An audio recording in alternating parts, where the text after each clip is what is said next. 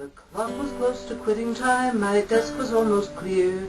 I thought perhaps I'd slip around the corner for a beer. But the phone rang and I answered, and a friendly voice said hi. It was the secretary of a legal firm nearby.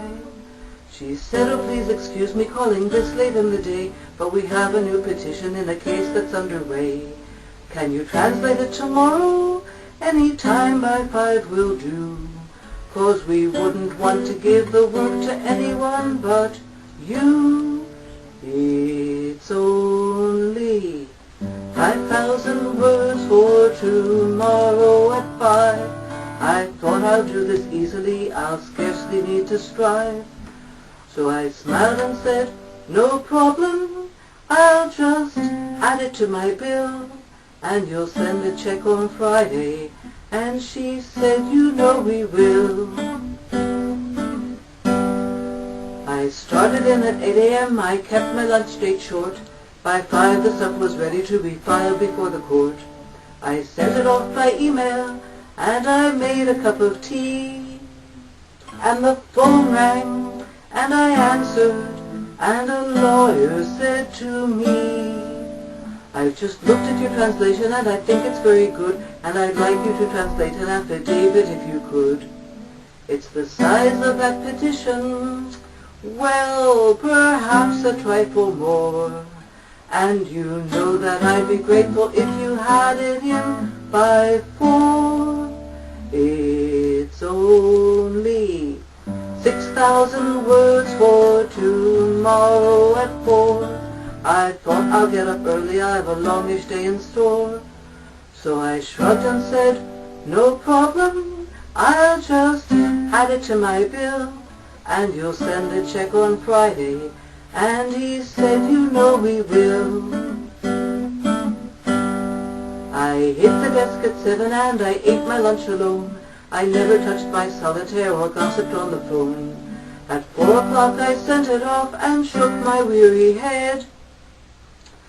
And the phone rang, and I answered, and the junior partner said, "I really have to thank you for a job superbly done, and I know you'll be ecstatic for we've got another one.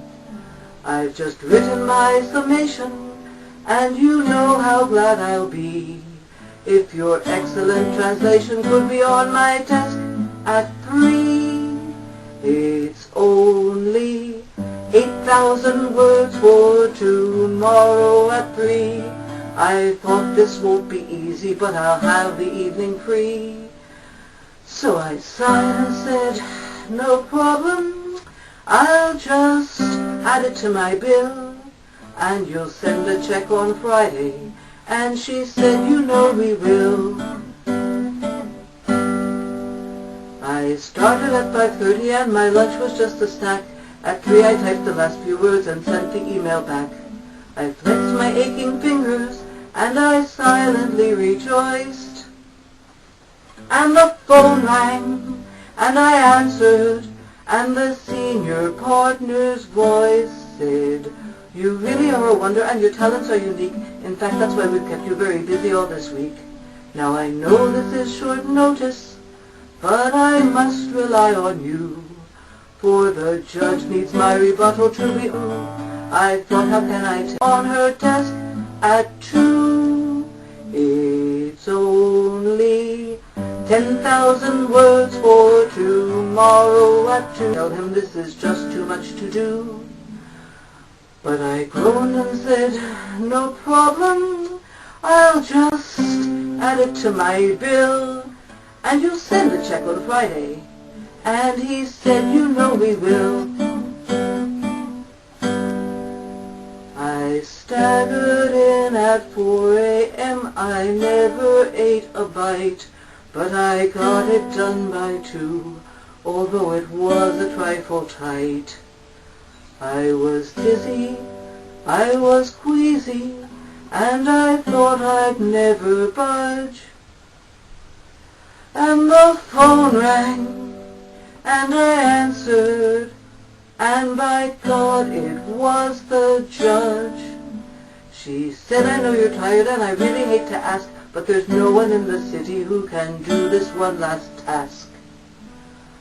I've just handed in my ruling, and she gave a modest cough. And at 1 p.m. tomorrow the courier takes off.